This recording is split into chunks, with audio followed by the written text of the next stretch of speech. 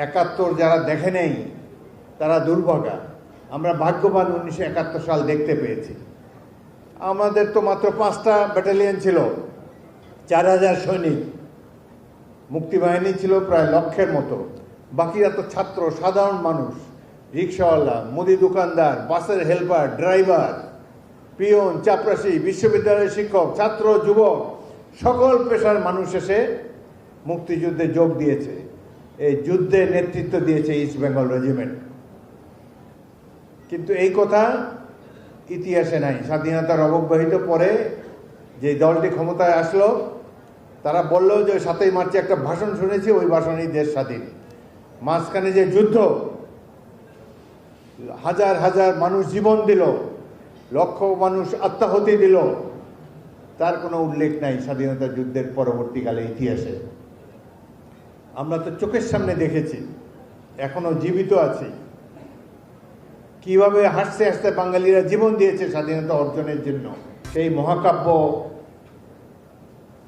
চিরকাল বাংলাদেশের নাগরিকদেরকে গর্বিত করবে। রাজনীতিবিদরা সাধারণত অন্যের কৃতিত্ব হাইজ্যাক করেন, কাউকে কৃতিত্ব দিতে চান না নিজেরা এবং নিজের দল নেতাকে ছাড়া। কিন্তু প্রকৃত তথ্য হলো 1971-এর মহান মুক্তিযুদ্ধ ছিল জনতার যুদ্ধ, একটি জাতির যুদ্ধ। পাকিস্তানিরা ভুল করেছিল, একটা আর্মি আরেকটা আর্মির সাথে যুদ্ধ করতে পারে, কিন্তু পাকিস্তানিরা বাঙালি জাতির সাথে যুদ্ধ করতে চেয়েছে, এই কারণেই পরাজিত হয়েছে। জাতির সাথে যুদ্ধ করা কোনো সামরিক বাহিনীর কাজ নয়। এই যে ভুল তারা করেছে, যে কারণে তাদের এই পরিণতি হয়েছে, 90,000 এখানে সারেন্ডার করতে হয়েছে। 1971-এ এই যে গৌরবময় অধ্যায়, ইস্ট বেঙ্গল রেজিমেন্টের 5টি ব্যাটালিয়ন, তখন একটি ছিল প্রথম বেঙ্গল যশোরে, দ্বিতীয় ইস্ট বেঙ্গল জয়দেবপুরে, তৃতীয় ইস্ট বেঙ্গল সৈয়দপুরে, চতুর্থ ইস্ট বেঙ্গল কুমিল্লায় এবং অষ্টম ইস্ট বেঙ্গল চট্টগ্রামে।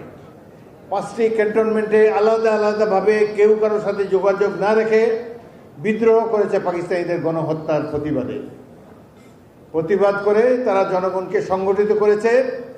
মেজর জিয়াউর রহমান স্বাধীনতার ঘোষণা করেছেন, জনগণকে আহ্বান জানিয়েছেন মুক্তিযুদ্ধে অংশগ্রহণ করার জন্য। সেই জন্যই 9 মাস ব্যাপী রক্তাক্ত মুক্তিযুদ্ধ সংগঠিত হতে পেরেছে। এটি কোনো রাজনৈতিক দলের যুদ্ধ নয়, বাঙালিদের অস্তিত্ব টিকিয়ে রাখার যুদ্ধ।